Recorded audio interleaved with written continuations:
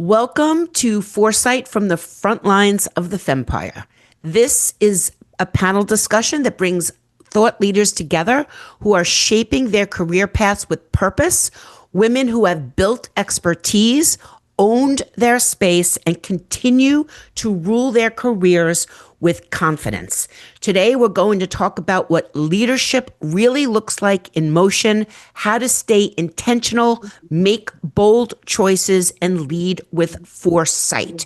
As the sessions this morning, Sandy Hubbard, our hostess, chat hostess with the mostest, will be putting in prompts for this discussion.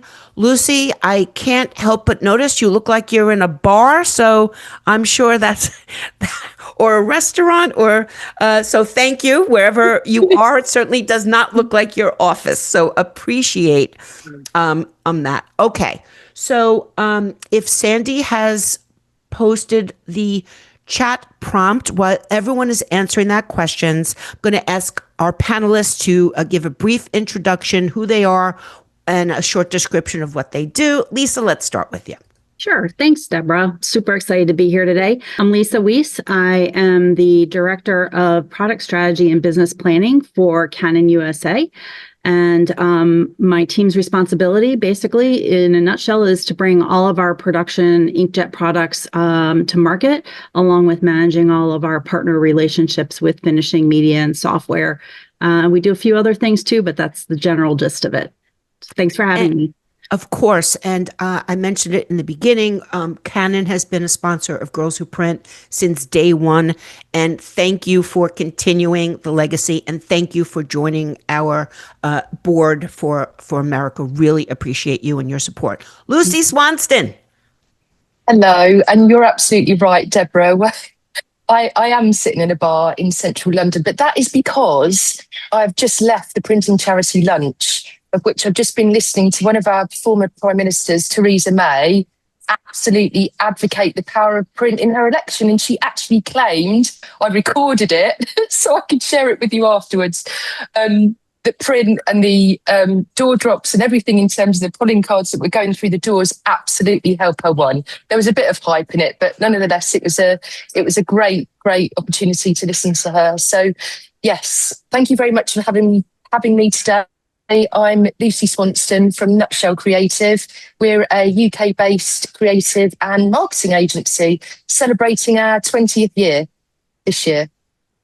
Well, you're not from Nutshell Creative, so this is... So you said you're from, and okay. This is an empowerment conference, and you are here because you rule your FEMPIRE. So hopefully that point was taken, and you will now chat yourself up, as they say.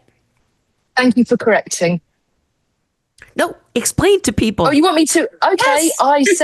I set up Nutshell Creative 20 years ago, and I'm now managing director, running the show with a group of designers and amazing developers, and working predominantly in the world of print with lots of amazing brands that we're all familiar with. Yes. So you're ruling. You built your FEMPIRE. You own your FEMPIRE, and you rule your FEMPIRE. Joanne Gore. Hello. Hello. I am Joanne Gore. I am the President and Chief Strategist at Joanne Gore Communications. We are a full-service B2B marketing agency helping the print industry sell more print. I'm on a mission to help the print industry sell more print, and we do that by really helping you figure out who you help. How you help them, and ultimately why it matters to drive awareness, engagement, and growth. Excellent. So the format of our conference today has been in 3 sections: build it, own it, rule it. So this section, talking to you, we're going to talk about building the career path. So every career path starts with a decision to move forward, even when that path might not be clear. So Lisa, you have built a career that bridges product strategy, business planning, and technology adoption. What experiences in your career helped you find direction and build the path that led you here? So I would say, Deborah, my experiences probably started before my career even started. And actually, I kind of have to laugh. Even to this day, I ask God every day, am I still on the right path? Because I think that's a question many of us ask ourselves. But before I started in my career, I just want to take a minute. I was an equestrian. I was all about horses. Showed my horse to fourth in the nation. I owned and bred race horses, but I didn't get there because I was wealthy or it was handed to me. I got there through a lot of hard work and grit, quite frankly. And quite literally, when I fell down, I got back up and I looked for opportunities everywhere. I rode any horse that I could get, no matter if it was good or bad. And I don't know if I can say this online or not, but Deborah, I shoveled a lot of poop in my time. So you could even say shit if you want. Okay, well, I didn't, but it's those habits that I developed growing up that has driven me through, Canon is my third career. It's the longest. I've been here 25 years, so I'm dating myself, but all of that has built where I am today. And I think, if I look at what has helped me got there over all the years to where I am today, and we heard it earlier, I built my network. You are who you surround yourself with. And I think part of that, mentors plays a big role in that. I never stopped learning. Even last Friday, I went to a John Maxwell, conference. You can find good in every little thing.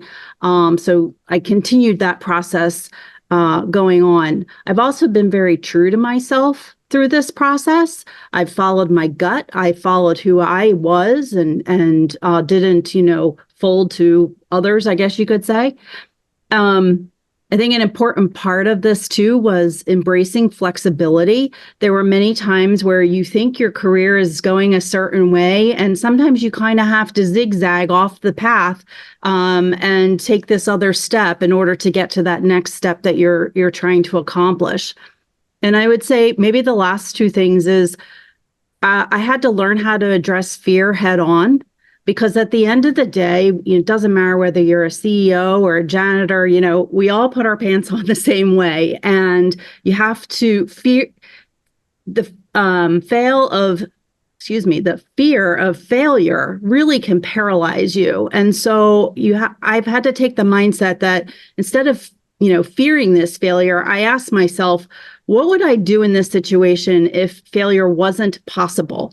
Because you've now taken failure off the table and to succeed, if you do that, take failure off the table, you'll actually grow, because even if you fail in whatever it was that you were doing, you've taken that one extra step in your journey and you learn and you adjust from it. And, that failure and success goes hand in hand. So I would say that, and you have to be your own champion and be passionate. That's key. That's, people see that in you. And these are all the different types of, I would say, mindsets or things that I've utilized, like the basis for my culture in going through my career path. We often say at Girls Who Print that it's not always a career ladder. Sometimes it's a lattice. Sometimes you have to go over. Sometimes you have to go down and over and around to go where you want. But the thing that you need to know is where you want to get to. And it's not always a straight line to that. So of all the experiences that you've just mentioned, Lisa, what have you learned about turning the opportunities you have into influence? So I would say that a lot of it just goes with learning. So through this process, every opportunity, I learned something new. I learned something new from a career path, and I learned something new from my own perspective of who I was. And maybe it changed my goals or what have you. But as I learned, I also roll up my sleeves. So I've always been one to get in there. I wouldn't do anything I wouldn't ask my team to do. And with that comes respect. And as you gain that respect, your leadership, I think, just naturally evolves. So, and then it just kind of snowballs from there, I would have to say. Fantastic. Lucy, you've built a multifaceted career driven by purpose, leading businesses, creating spaces that elevate others, and driving industry advocacy through your board work, including at Girls Who Print Europe. Thank you so much for that. What shaped your sense of purpose and helped you define what kind of leader you wanted to be? Thank you, Deborah. I think apart from sitting in bars in London, I think my foundations really began and were laid quite firmly before I even entered into the industry, and very similar to what Lisa was just talking about in terms of her equestrian background. Mine was in dance. So ever since I started primary school, right up until I was what you would class as high school age, I was training religiously 4 hours every day. It was all about discipline, like the resilience, the focus, learning to show up consistently, like regardless, you know, if your feet are bleeding, tough, you get up and you get on with it. And I think that really does lay the foundations and shape you as a person, regardless of what you do. And I think sport is, you know, a brilliant driver to do that. I've got 3 boys, and 2 of them especially are incredibly sporty, and that has helped shape them as individuals. But I think ultimately it's given me the drive and, you know, the high standards that I set myself. But what it also does, it gives you that teamwork and that rhythm, because you know some days you're not going to perform well, and some days you're going to perform amazingly and you're going to feel amazing, but you have to accept the fact that every day might not be the same, especially when you're in a leadership role or you're running your own business. There are, you know, huge highs and lows. But the flip side to this is when I first entered the print world, when it was like a lot of people in the UK that, you know, enter into the industry, it's often not by choice, it's by accident. But I did, you know, I saw it as a creative opportunity. But I did have quite a baptism of fire. It was my very first print boss, and it was a brilliant company that I worked for, very innovative at the time. It was 30 years ago, and we had, you know, a creative studio, we had the manufacturing space, we had a photographic studio, and it was all still film and plates. There's no digital at that point. But my first print boss was very, very process driven, and, you know, on reflection now, I know was a very archaic leadership. I can laugh about this now, but you can imagine in my early 20s, it was not great. But he would literally take off his shoe, he'd bang it on the desk and shout, you know, get me my orders, as he was walking up and down the sales floor. And yes, like I said, I can laugh about it now, but I promised myself I would never, ever, ever lead like that. So it showed me exactly what, you know, fear-based leadership looks like and why it doesn't work. So really my purpose came from those 2 places, the discipline of dance, but also the determination to create a more healthier, more human culture than the one that I first experienced when I started out. And that gave me the foundations of today. Fear doesn't work with everybody, but it has its moments sometimes in leadership. But you said something really interesting, you know, about building a foundation, building a community, building a network, that you're not on your best day. They have got you.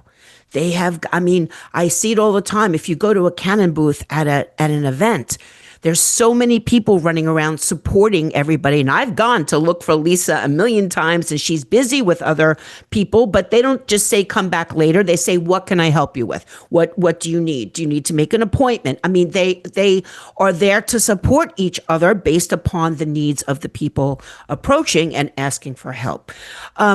So the follow-up to that, Lucy, is what have you learned about leading through connection rather than control? So I think it's a natural trait that people give their best when they feel trusted and they're not constantly being supervised. So if you get that sense of connection, that creates, you know, the commitment, because they feel trusted, they're not being micromanaged and supervised. And that control just gives them the freedom and the empowerment to know, oh, I can do this because, like you were saying, I know that my back's covered, and I feel empowered to actually do this myself. So I think, listening first, connecting with people, with the whether that be your team, communities that you reside in, your customers, and all build that shared vision and purpose together. It's no different to a marketing strategy. You're actually, sharing a strategy and vision of how you're going to communicate and empower the communities that are with you. So I just feel also, this was something I was thinking about earlier. My job as the managing director of Nutshell, over the last 20 years has evolved, but it isn't my job to be the loudest voice. It's my job to bring the right voices together. And whether that be our suppliers and our supply chain are just as important to us as our customers. So whether that be our suppliers, our customers, my staff, everybody, if we bring the right voices together, I mean, it truly is. And there's people on this call today that, we do lots of significant projects together. One significant one that we're working on for February. And that team effort and that togetherness is just it is about getting the job done. And you feel elated by the fact that you have got the job done. But the journey that you've had with those people that are individuals, that you really enjoy the time because you've connected with them, you trust them, and you actually all have that same sense of commitment. But yeah, I mean, if you reflect it back to what I was saying about, the whole dance thing, funnily enough, the magic, this is one of my sayings when I was younger that I wrote down, the magic is in the ensemble, not the solo. So everybody comes together.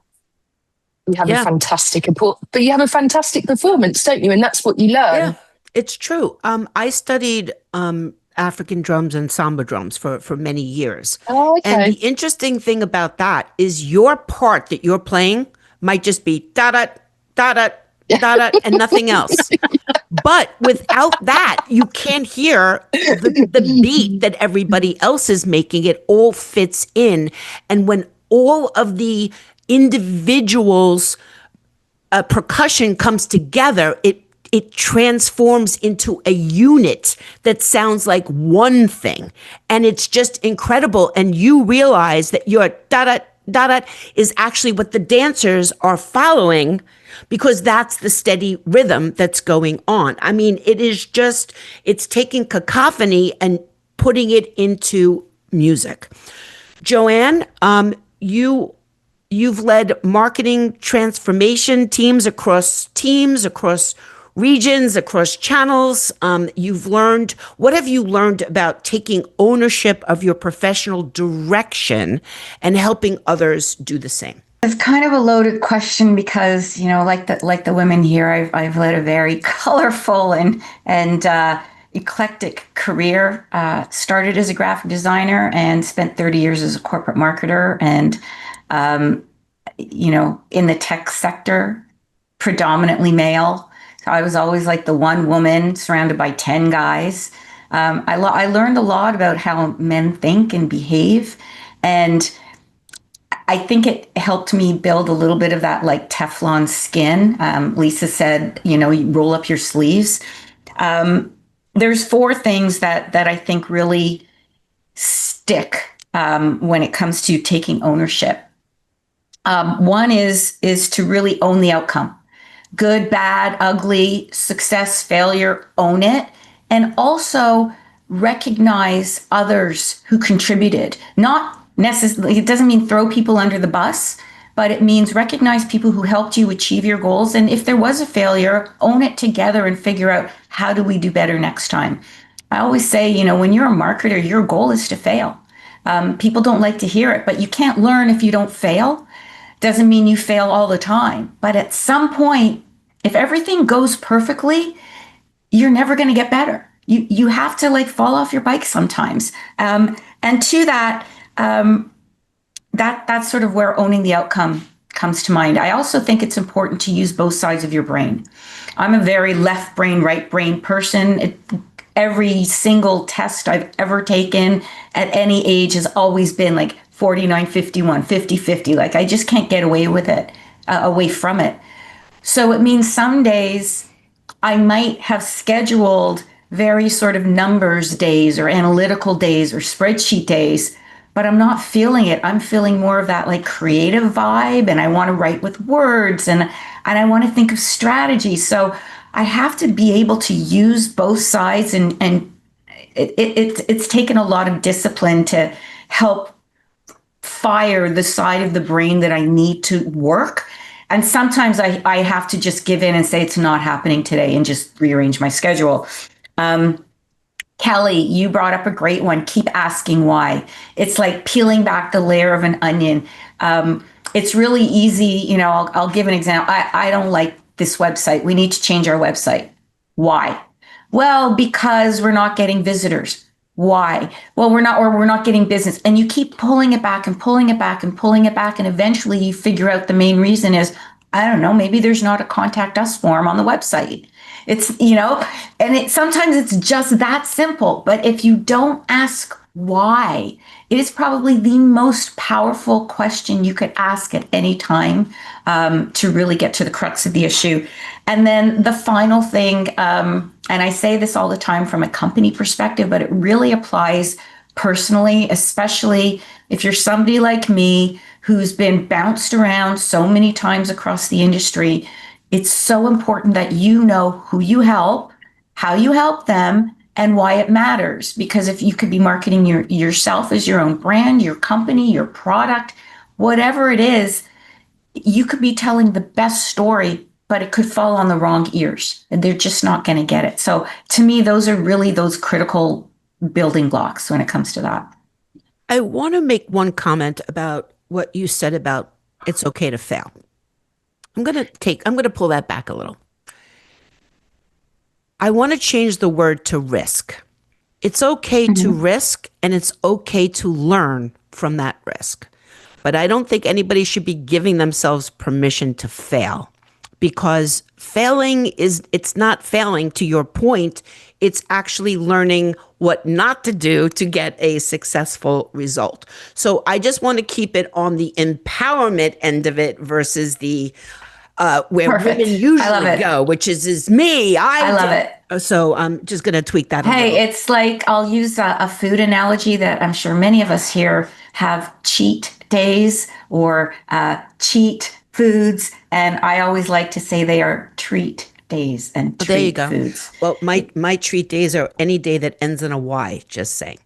There you go. Okay, we have a chat prompt coming in hot from Sandy in the chat, and we're going to move on to leading with purpose.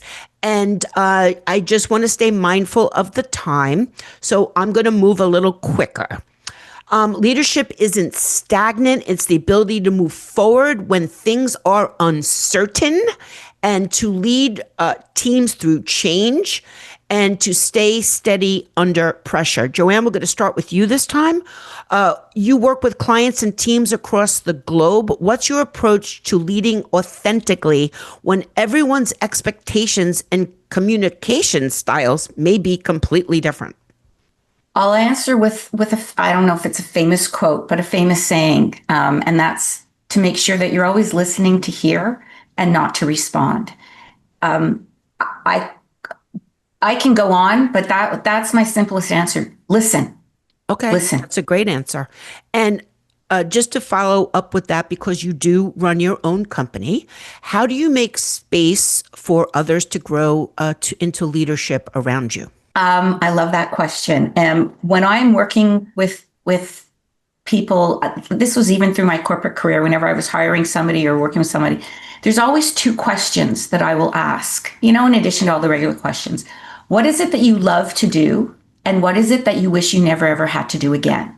Because my job is to try and give you stuff that you love to do. Yeah, there's going to be the crap that you don't like to do, but at least if I know what it is, I can better balance the crap, the shit, to quote Lisa, the poop, from all the stuff that, because you know what happens, you work on all the stuff you want to do and the stuff you don't want to do falls to the bottom. And eventually it can turn into like, hey, nothing's getting done. So you have to be able to balance the good with the bad. Lucy, when you're driving progress across so many groups, how do you decide when to push for change and when to protect what's working? It's really about asking two questions. I'm going to keep it simple, like Joanne did. You know, is it still serving people, and is it still relevant? If yes, protect it, and if it's not, that's at the point that you actually evolve it. So I'm going to use the dance analogy again, but it is, you know, it's like choreography. Sometimes, you know, you've got to drive it at pace, and sometimes you like hold the moment. And I think good leadership actually really then reflects on knowing which is needed, as in, you know, is it still serving people or is it still relevant? Yeah. I think that's a great answer. And, you know, I just, as you were speaking, I realized that, you know, sometimes that is also thinking, like, let's just use an example of there's a print shop and they've been an offset print shop for 50 years. And they're like, okay, everybody here is a craftsperson. Everybody here knows everything that's going on. But yet, if I look at the world and I look at the marketplace, you know, unless I really have the right clients who are never going anywhere, I might need to make a big change here that is really out of, you know, protect what's working, protect that, you know, base of what's going on. So, you know, there are times when, in order to make that change, and we heard this a lot when the digital printing transformation started happening, is that a lot of those people who were in those traditional offset shops, with a lack of a better phrase, couldn't cut it or didn't want to. They didn't want to change. So there is, you know, being a leader in that situation. I mean, that's the only way that everybody is going to come with you when there is a big change. And Lisa, you navigate this all the time because technology is constantly changing, and you're in a high stake environment where technology and people intersect. So how do you lead through change and navigate any resistance that might come with it? Well, I definitely lived through change, and I'm living it right now, Deborah. You know, I've been through 2 company integrations and numerous reorganizations, being part of a big, you know, Fortune 500 type company. And I think one thing I've had to learn is that we're all human. We're not superhuman, and that we have to recognize that there is all these events, whatever that change may be, are highly emotional, and you have to take time to think through that change. And to be quite honest, I've gone through the 7 stages of grief sometimes through these changes. But at the end of the day, I have to put my big girl pants on and embrace the change and be that leader that they're expecting me to be. And I think Joanne mentioned it, you know, you have to listen. Obviously, change is huge. So as a leader, you need to listen to your people. And it's okay if the people want to debate the change. But at the end of the day, my job as a leader is to really get the team to align. So they may not agree, but we'll come to an alignment. And I think through this process, communication, open and honest communication, 100% will, you know, entail whether it's successful, the change is successful or not. And it's okay. I've found myself many a time saying, like, they look to me as the leader and I say, but I don't know either. So let's do this together. You know, we're going to learn together, or we're going to, whatever, suffer through this together. So I think those are really important. And I think the last thing I'd say is, you know, we have to embrace hard. Everything that's worth achieving is never gained by, you know, it's all gained by going uphill.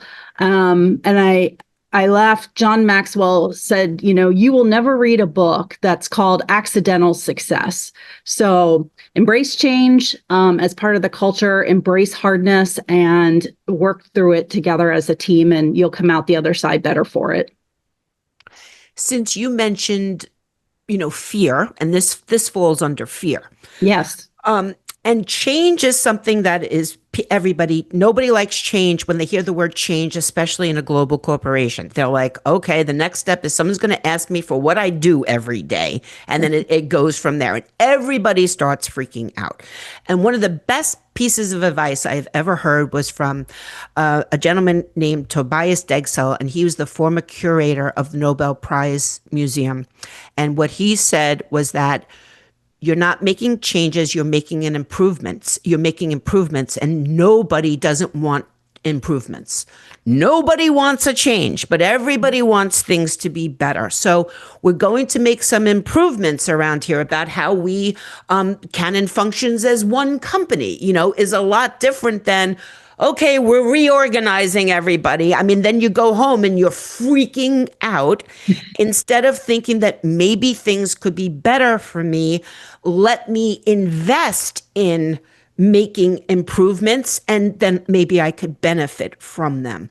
But going back to the fear thing, what role does trust play when everything is moving so fast? Because people could easily go into the fear lane, which is, okay, let me just toe the line because I don't want to, anybody asking me what I do all day. So what they're going to say is yes, yes, yes, yes, yes, versus having, faith in it's the right move.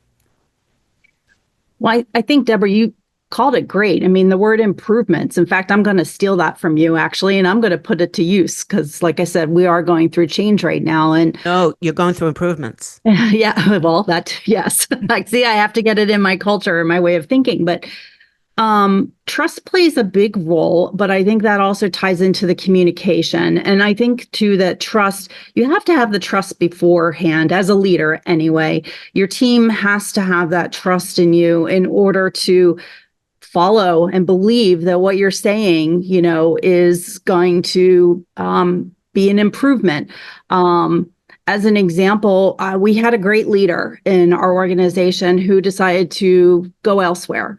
And that leader had a huge culture within our group, a positive perspective, and we were all on the bus. And when that person walked out the door, everybody was downhearted, and they were like, "Wow, this is a huge change." And where are we going to? They're all ho humming. And I looked at them and I said, as a leader, they gave us a direction, but it's what's in our hearts that really made that happen. I mean, this person didn't make the change happen. You all made this change happen.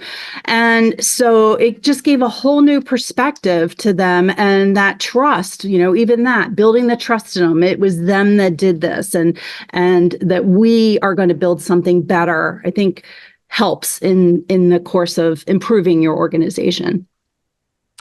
Thank you. Sandy, we have our prompt for that section coming into the chat now. So, the steadiness we build in motion becomes foresight, and it's the ability to see what's coming and prepare for it and not react to it. Also, leading people through improvements is a great way of earning trust, as long as you are impeccable with your word. If everything you say happens, and when it's not happening, to your point, when you clearly communicate along the way, people start to trust that what you say is true, and then they could at least say, well, Deborah said no one's losing their job, so let's just do what we need to do here until that changes. And it might change. A month later, it'd be like, okay, now that the ship is righted, now we're going to look and see where we can make some improvements with what everybody's doing around here. And that doesn't always mean somebody's leaving. It could actually mean that two people will do a job instead of one, or one person can do two jobs, which frees up somebody else to do something, to Joanne's point, that they really want to do and they'll be passionate about.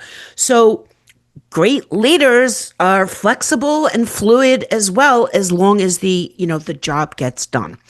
So the last section is called Foresight and Future, because this panel is called Foresight from the Frontlines of the FEMPIRE. So true foresight isn't about prediction. It's about awareness and preparation.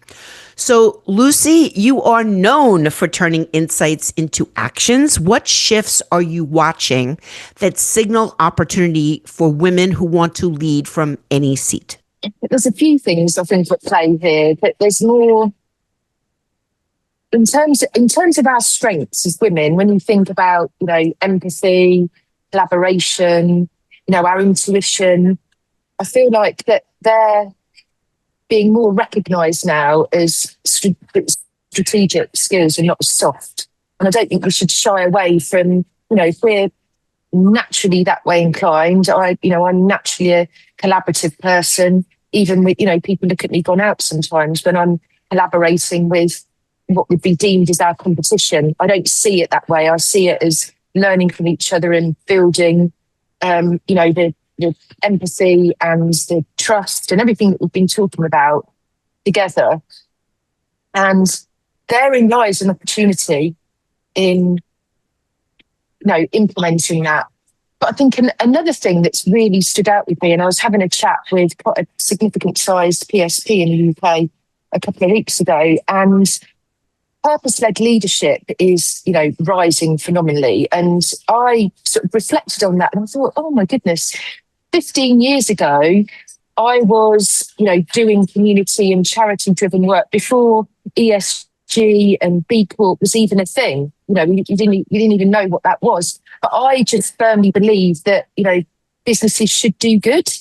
And as a leader, you should do good because that's, what we're here to do and what we're here to provide. And my team have always bought into that and supported and volunteered their time.